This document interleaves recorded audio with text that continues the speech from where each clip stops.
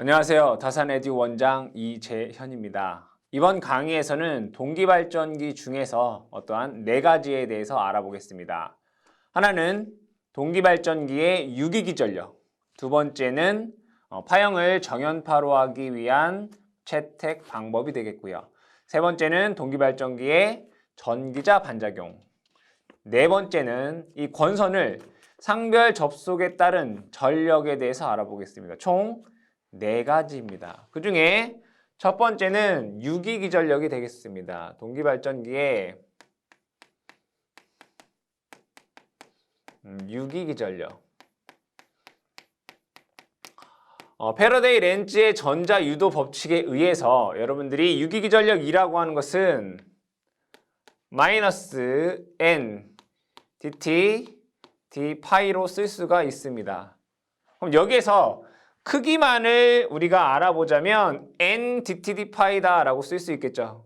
우리가 크기만을 알아보자 이런 얘기예요. 자, 그럼 먼저 자속 파이 t라고 하는 것은 최대 자속 파이 m, 코사인이 돼도 되고 사인이 돼도 상관이 없겠죠. 사인 오메가 t 이렇게 적어보도록 하겠습니다. 자, 그러면 유기기 전력 2는 크기만을 보자라고 하면 n dt d 이거를 미분한다는 얘기죠. 파이 m 사인 오메가 t 이렇게 쓸 수 있다는 얘기입니다.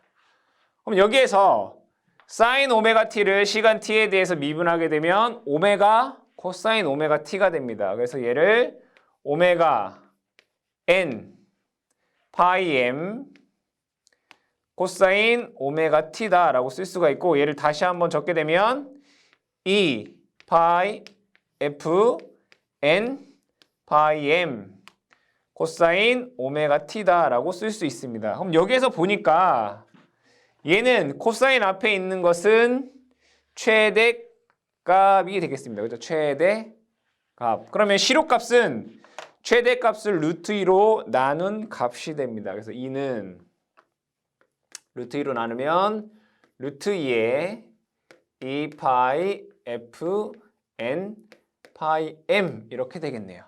그럼 여기에서 2 파이라고 하는 값을 루트 2로 나누게 되면 4.44라는 값이 됩니다. 4.44 f n 파이 m 이렇게 쓸 수가 있겠죠. 이거는 한 상당 유기 기전력이 됩니다. 그럼 여기서 F라고 하는 것은 이제 주파수가 될 것이고요. N이라고 하는 것은 코일에 감긴 횟수, 즉 권선수가 되죠. 그 다음에 파이 M이라고 하는 것이 최대 자속 밀도이죠. 그러니까 극당 최대 자속 밀도입니다. 그러면 이 동기발전기는 Y 결선한다 라고 했습니다. 그러면 이것을 그려보게 되면 이렇게 그릴 수가 있겠죠. Y 결선 이렇게 그릴 수 있습니다. 그럼 여기에서 얘의 전압을 상전압 VP라고 하고, 이 선과 선 간의 전압을 선간전압 VL이다 라고 한번 적어 보겠습니다. 여기에서 상전압은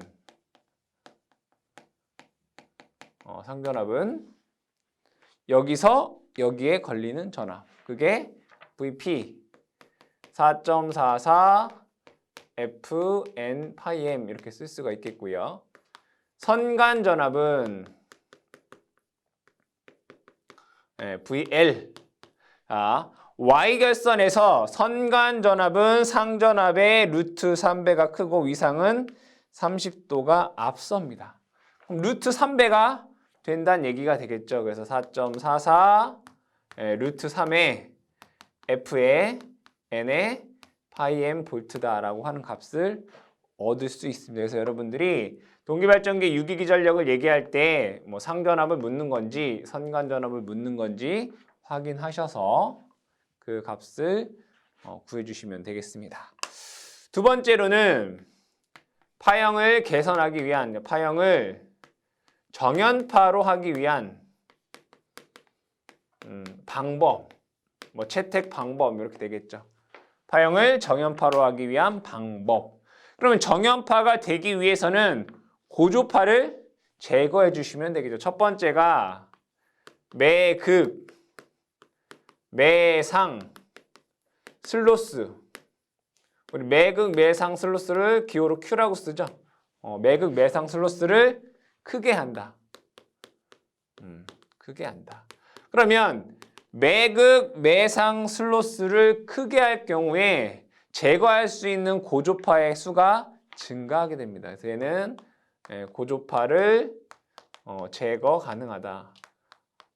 그러니까 많이 할수록 제거할 수 있는 고조파의 종류가 많아진다라고 보시면 됩니다. 두 번째로는 단절권 또는 분포권을 쓴다. 권 사용. 이 단절권과 분포권 사용 목적이 고조파를 제거, 파형을 개선하는 데 목적이 있겠죠. 단절권은 추가적으로 보게 되면 동량이 감소한다가 있고, 분포권 같은 경우에는 열 발산이 좋고 누설, 리액턴스가 감소한다라는 특징도 있습니다.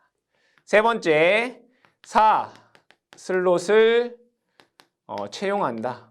영어로 하면 이제 스크류드 슬롯 이렇게 얘기를 하는데, 이 슬롯이라고 하는 것, 즉 스크류드 슬롯이라고 하는 것은 이러한 원통형의 권선이 이렇게 직선으로 들어가는 것이 아니라 한 칸 정도 얘를 이러한 방향으로 빗면을 만들어서 이렇게 하는 것을 슬롯 또는 스크류드 슬롯 이렇게 얘기를 하고 있으면서 슬롯을 채용하게 되면 정연파에 가까워질 수 있다, 이런 얘기가 되겠습니다.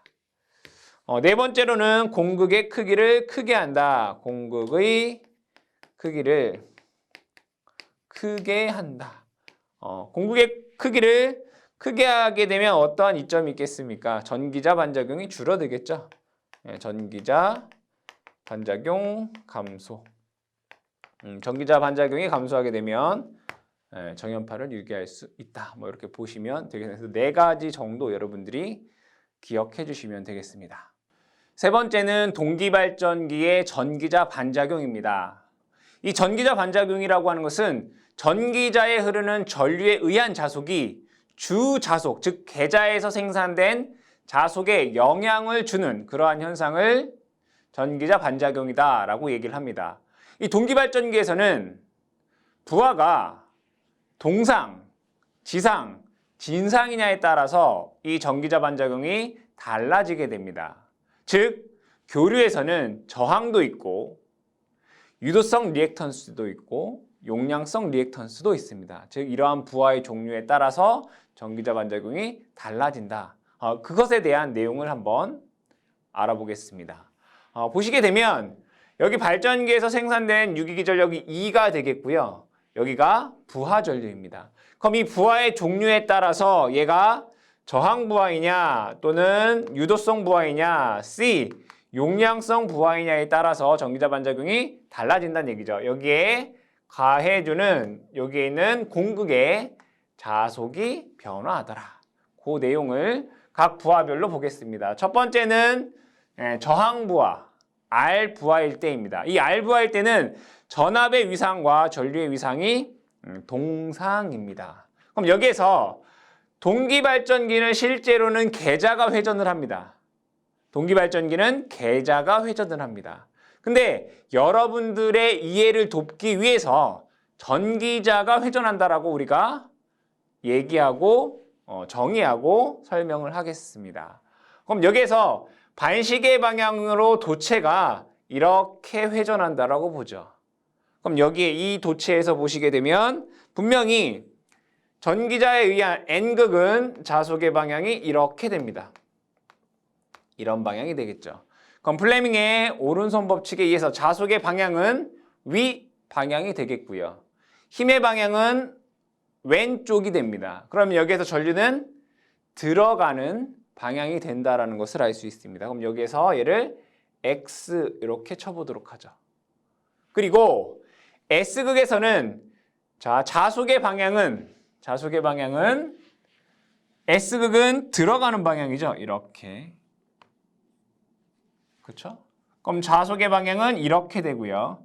힘의 방향은 아래가 되기 때문에 전류는 나오는 방향이 됩니다. 이런 식으로. 그럼 여기도 이렇게 되겠네요. 그러겠죠?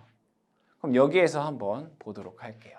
그러면 N극에 있는 요 도체에서 그 순간을 요 순간이다라고 보게 되면 여기를 요 순간. 우리가 이 도체가 N극 바로 앞에 있을 때 또는 S극 바로 앞에 있을 때 전류의 크기가, 아니, 전압의 크기가 최대가 됩니다.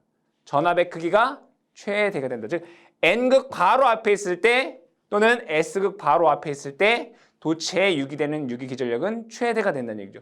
요 순간이다 이런 얘기입니다.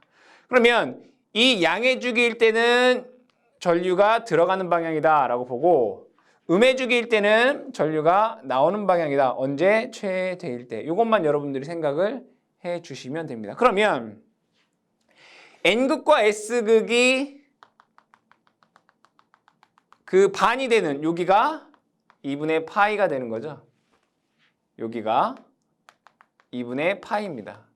그럼 이 순간은 N극과 S극 그 중간은 여기는 전압이 유기되지 않겠죠. 전압이 유기가 되지 않는다면. 그리고 전류도 흐르지 않습니다. 이렇게. 그럼 여기에서 저항부하일 때에는 자, 전기자 전류에 의한 자속의 방향은 이렇게 됩니다. 이렇게. 그럼 여기는 이렇게 되겠네요. 노란색으로 그려볼까요? 이렇게. 여기도 이렇게. 그렇죠? S극은 이런 방향이 되죠. 그러면 여기만 한번 보도록 할게요. 이 부분만. N극에 의한 주자속의 방향은 이러한 방향입니다. 그럼 이 부분에서 보게 되면 전기자에 의한 자속은 이러한 방향이 되고 여러분들 이해를 편하게 하기 위해서 수직으로 그려볼게요. 왼쪽은 이렇게 되고요. 오른쪽은 이렇게 됩니다. 그러겠죠? 그럼 잘 보면 이 부분은 약간 증자가 일어나는 거고 이쪽은 약간 감자가 일어나는 거죠. 그리고 여기는 교차가 되는 거예요. 그럼 얘하고 얘는 서로 어떻게 할 수 있어요? 상쇄할 수 있어요. 그렇지만 여기는 자속이 많아지고 이쪽은 자속이 감소합니다. 근데 자속이 많으면 어떠한 현상이 발생하죠? 자기 포화라는 게 발생합니다. 그러면 증자하는 것과 감자하는 것에 보면 감자하는 게 사실은 조금 더 많습니다. 실질적으로 이 저항부하도 약간 아주 조금 감자가 되고요. 그 다음에 자속이 어떻게 됐어요? 왜곡되죠. 정확히 이렇게 되는 게 아니라 이쪽이 좀 더 많고 이쪽은 작아진다. 자속이 왜곡돼요. 그렇죠? 자, 그래서 그러면 얘하고 얘가 그냥 같다라고 본다면 이것만 남는 거잖아요. 그죠? 그럼 주자속과 전기자에 의한 자속이 서로 교차한단 말이에요. 그래서 이 저항부하일 때는 얘를 뭐라고 하냐면 교차 자화작용이다 라고 얘기합니다. 자화작용. 그리고 이 주자속과 횡 옆으로 만나기 때문에 얘를 횡축 반작용 이렇게도 얘기합니다. 횡축 반작용. 아시겠죠? 언제? 저항부하일 때. 그럼 두 번째 유도성 부하에 대해서 보겠습니다. 그럼 좀 전과 동일하게 N극, S극 요 사이는 전기적으로 2분의 파이, 여기도 2분의 파이. N극과 S극은 180도니까 그 사이는 90도죠. 2분의 파이다라고 볼 수 있습니다. 그러면 여기에서 자, N극이 이 도체가 N극에 가장 가까울 때 얘가 전압이 최대가 된다라고 했습니다. 그 순간은 요 순간입니다. 요 순간. 이해되시죠? 자, 근데 제가 저항부하일 때 얘기할 때 뭐라고 했습니까? 양의 주기일 때는 전류가 들어가는 방향, 음의 주기일 때는 전류가 나오는 방향. 아, 그러면 여기는 전류가 들어가는 거고 여기는 전류가 나오는 순간이구나. 근데 잘 보니까 여기는 요 부분이라고 했습니다. 요 시간대. 최대가 되는 시간. 그렇죠? 전압이 최대가 되는 요 시간. 그 다음 90도 지나서 전류가 최대가 되는 거죠. 자, 이 도체는 어디로 회전한다고 했어요? 반시계 방향. 그럼 여기가 시간이 0이었다면 얘가 90도, 그 다음 시간은 여기인 거죠. 여기에 가서 전류가 들어가게 되는 겁니다. 그렇죠? 그 다음 요 순간은 요 시간으로 보시면 돼요. 요 순간은 여기란 얘기예요. 그러면 얘가 요 순간은 시간이 그 다음 시간이잖아요. 그 얘 도체가 그 다음 시간에 갔을 때 전류가 들어가더라 이거예요. 그럼 반대로 여기는 점 되겠네요. 여기가 x면 여기는 점이 될 거 아니에요. 그렇죠? 그러면 여기에서 또 앙펠의 오른나사 법칙에 의해서 얘는 이렇게 전기자에 의한 자속이 발생을 하게 됩니다. 이렇게. 그렇죠? 얘는 이러한 방향이 되겠네요. 이렇게. 맞죠? 그럼 여기에서 보면 N극에 의한 주자속은 이러한 방향입니다. 이러한 방향. 근데 전기자에 의한 자속을 보니까 얘는 이러한 방향이고요. 얘도 이러한 방향이 된다라는 것을 알 수 있습니다. 그러면 전기자에 의한 자속이 주자속과 서로 반대 방향이네요. 그럼 공극에 있는 자속을 감소시켜준다 이거예요. 그러면 유도성과 L은 무슨 작용? 감자작용을 한다. 뭐 주자속을 뭐 한다? 감자작용한다.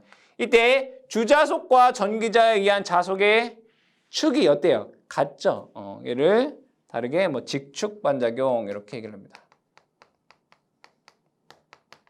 중요한 것은 유도성 부하는 주자속을 감소하는 감자작용을 하는구나 라는 것을 여러분들이 기억을 해주시면 되겠습니다. 그럼 용량성 부하를 보겠습니다. 용량성 부하를 보게 되면 마찬가지로 이 도체가 N극 바로 밑에 있을 때 이 순간을 보겠습니다. 그럼 전압은 최대가 되고 전류는 흐르지 않습니다. 여기는 전류가 흐르지 않는다. 그리고 N극과 S극의 각도는 90도 2분의 파이를 의미하게 됩니다. 그럼 여기에서 전류를 볼게요. 전류가 최대가 되는 양의 주기를 제가 들어가는 전류, 음의 주기를 나오는 전류다라고 보면 전압이 최대인 순간은 요 순간입니다. 그렇죠? 근데 그 이전 시간에 전류는 먼저 들어가는 전류였다 이거예요.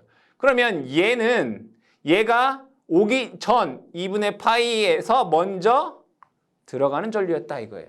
시간적으로 봤을 때 전류가 최대가 되는 지점은 전압이 최대가 되는 지점의 2분의 파이 앞선 지점이에요. 그럼 얘는 여기가 들어가는 거고 전압이 유기가 되지 않고 그 다음에 여기는 점이 되는 거죠. 그럼 여기에서 다시 앙페르의 옳은 나사 법칙에 의해서 이 부분은 이렇게 됩니다. 그래서 자속의 모양은 이렇게 되고요. 이 부분은 이렇게 되기 때문에 자속의 모양은 이렇게 됩니다. 그러면 주자속의 방향은 이러한 방향이 된다라는 것을 알 수 있고 전기자에 의한 자속의 방향을 보니까 이러한 방향이 된다라는 것을 또 알 수 있습니다. 그러면 주자속의 방향과 전기자에 의한 자속의 방향이 같기 때문에 공극의 자속은 증가를 합니다. 그래서 용량성 부하 같은 경우 얘는 증자작용을 합니다. 즉 용량성 부하, 전류가 전압보다 90도 앞선 부하에서는 공극의 자속을 증가하는 증자작용을 할 것이고 주자속의 축과 전기자 자속의 축이 같기 때문에 얘를 직축반작용 이렇게 얘기를 합니다.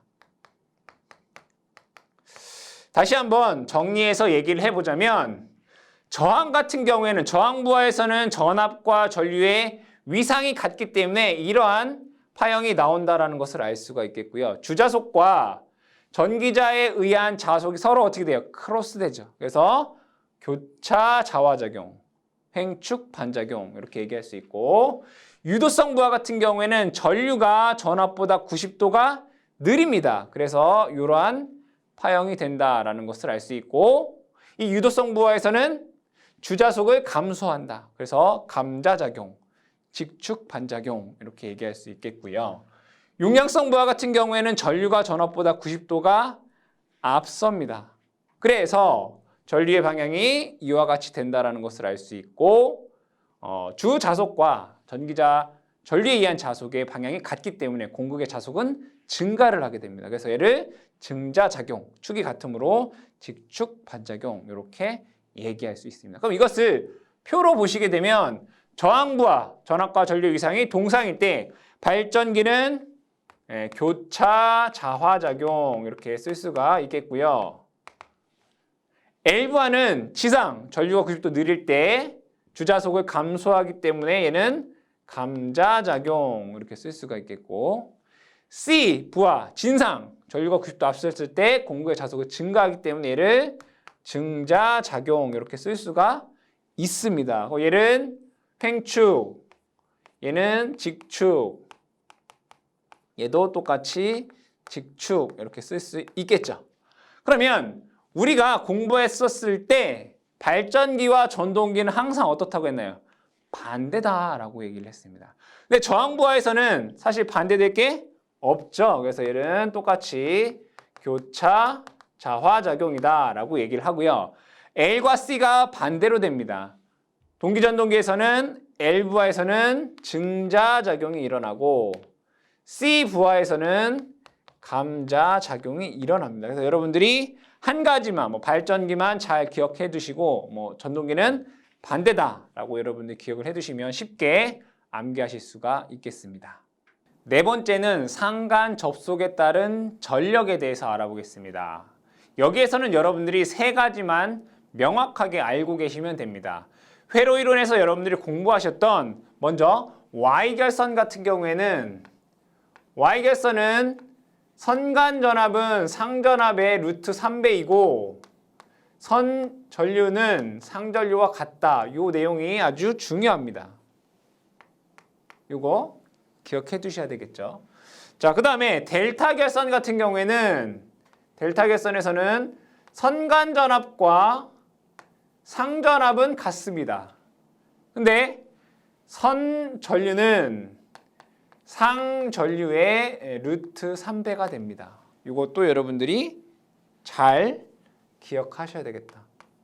그 다음에 이번 내용이 뭡니까? 전력이죠.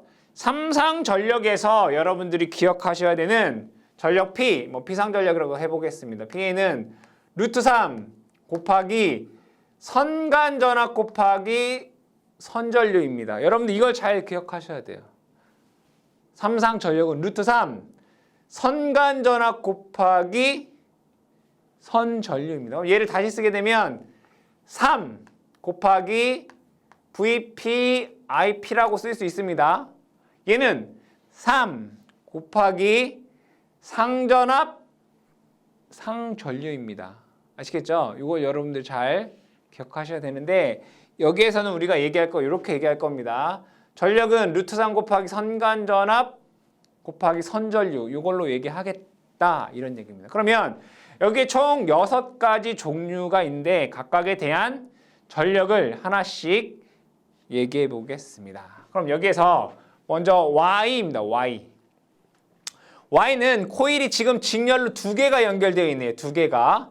그러면 여기에 걸리는 전압은 2가 됩니다. 요 하나에 걸리는 전압은 2라고 했을 때 여기 2, 여기 2. 그러니까 직렬은 2가 되겠죠. 그러겠죠. 그러면 상전압이 2입니다. 그러면 선간전압은 상전압의 루트 3배니까 2 루트 3 2가 되겠고요. 그렇죠? 전류 한번 보겠습니다. 전류는 여기에 흐르는 전류는 그냥 I죠. 뭐 I. 전류 I. 여기에 흐르는 전류가 I면 얘가 두 개가 직렬 연결됐으니까 I예요. 그러면 Y에서는 상전류와 선전류가 같으니까 얘는 그냥 I가 됩니다. 그럼 전력 P는 루트 3 곱하기 선간전압이 얘잖아요. 2 루트 3 2 곱하기 선전류 I 이렇게 되네. 계산해보면 얘는 6 2 I다라고 쓸 수 있습니다. 여기서 2는 코일 하나에 걸리는 전압 2가 되고요. I는 코일 하나에 흐르는 전류 I를 의미하게 됩니다. 어렵지 않겠죠? 이중 Y형을 한번 보겠습니다. 이중 Y형을 보면 여기에서 여기에 걸리는 전압은 얘가 2면 얘도 똑같이 2. 그냥 병렬이니까 2가 됩니다. 그럼 얘는 선간전압은 상전압의 루트 3배니까 루트 3 2가 됩니다. 전류를 볼게요. 여기에 흐르는 전류가 I, 여기에 흐르는 전류가 I. 얘랑 얘랑 합쳐지면 여기에 흐르는 것은 2I잖아요. 즉 선전류가 2I다라고 볼 수 있습니다. 그럼 여기에서 전력 P는 루트 3 곱하기 선간전압 루트 3 2 곱하기 선전류 2I 이렇게 쓸 수 있습니다. 계산해보면 6 2I다라고 계산할 수 있습니다. 지그재그 Y형에 대해서 한번 보겠습니다. 이 지그재그 Y형은 얘랑 얘랑 위상이 120도 차이가 나요. 120도 차이가 나게 되면 요 하나에 걸리는 전압의 루트 3배가 돼요. 그럼 여기에서 여기에 걸리는 전압은 지금 이 지그재그형은 얘랑 얘랑 120도 위상이 차이가 난다는 얘기예요. 그럼 요거 하나에 걸리는 전압의 루트 3배라고 해요. 루트 3 2가 된다고요. 즉 상전압이 루트 3 2가 된다는 얘기예요. 그러면 선간전압은 요 상전압의 루트 3배니까 얘는 3 2가 돼요. 이해되시죠? 요것에 또 루트 3배니까 3 2가 된다고요. 그럼 여기서 전류를 보게 되면 여기에 I라고 하는 전류가 흐르고 여기도 I가 흐르니까 얘는 직렬이잖아요. 그럼 얘도 I가 흐른단 말이에요. 선간전압은 3, 2, 선전류는 I란 말이에요. 그러면 출력 P는 루트 3, 선간전압 3, 2, 전류 I가 돼요. 그럼 3 루트 3이라고 하는 것은 5.19가 나와요. 5.19 2 I다라고 하는 출력의 값이 나오게 됩니다. 델타형 보겠습니다. 델타형을 보게 되면 여기가 2, 여기가 2면 여기에 걸리는 전압은 얘가 직렬 연결되어 있으니까 2가 되겠네요. 델타 결선에서는 상전압과 선간전압이 같으니까 얘는 2가 됩니다. 전류 보겠습니다. 여기에 전류 I가 흐르고 여기도 직렬 I가 흐르겠네요. 그럼 선 전류는 요 상 전류의 루트 3배가 되죠. 루트 3 I가 됩니다. 얘는 직렬이기 때문에 그냥 상전류가 I가 된다는 얘기예요. 선 전류는 상전류의 루트 3배라고 했죠. 델타 결선에서. 그럼 출력 P는 루트 3 선간전압 2 선전류 루트 3I 계산해보면 6 2i다라고 하는 출력이 나옵니다. 이중 델타형 보겠습니다. 이중 델타형을 보게 되면 여기에 걸리는 전압이 병렬 똑같이 요 상전압은 2가 된다라는 것을 알 수 있습니다. 그러면 델타 결선에서는 상전압과 선간전압이 같으니까 얘가 2가 됩니다. 전류 보겠습니다. 전류는 여기에 I가 흐르고 여기도 똑같이 I의 전류가 흐른다면 여기에 흐르는 건 2I가 됩니다. 그럼 상전류가 2I가 되기 때문에 선전류는 루트 3배인 2 루트 3I가 된다는 것을 알 수 있습니다. 그럼 여기에서 출력 P는 루트 3, 선간전압 2, 선전류 2 루트 3I가 되겠죠. 계산해보면 6, 2I다라고 하는 출력의 값이 나옵니다. 지그재그 델타형을 보겠습니다. 그럼 여기서 보게 되면 아까 우리가 얘기했듯이 여기가 2이고 여기가 2라고 한다면 얘하고 얘는 120도 위상 차가 있다라고 했습니다. 지그재그 같은 경우에는. 그럼 여기에 걸리는 전압은 루트 3, 2가 됩니다. 루트 3이 루트 3이. 그렇죠? 그럼 얘는 전압이 루트 3, 2가 되겠죠. 델타 결선에서는 상전압과 선간전압이 같기 때문입니다. 여기 루트 3이 여기도 루트 3이 얘도 루트 3이 델타 결선이잖아요. 루트 3, 루트 3이. 전류를 보게 되면 여기에 흐르는 전류가 I, 직렬로 여기가 I가 되잖아요. 그럼 상전류가 I면 선전류는 루트 3 I가 됩니다. 그럼 출력 P는 루트 3, 선간전압 루트 3 2, 선전류 루트 3 I가 됩니다. 그럼 얘는 3 루트 3 2I가 되겠죠. 계산해보면 5.192I다라고 하는 출력이 나오게 됩니다. 그럼 여기에서 여러분들이 다 이해를 하시는 게 가장 중요하고요. 만약에 이해가 되지 않는다라고 하면 지그재그 Y나 델타 같은 경우가 5.19 2I다라고 암기해 두시고 나머지는 다 6 2I다라고 여러분들이 암기해 주시면 되겠습니다.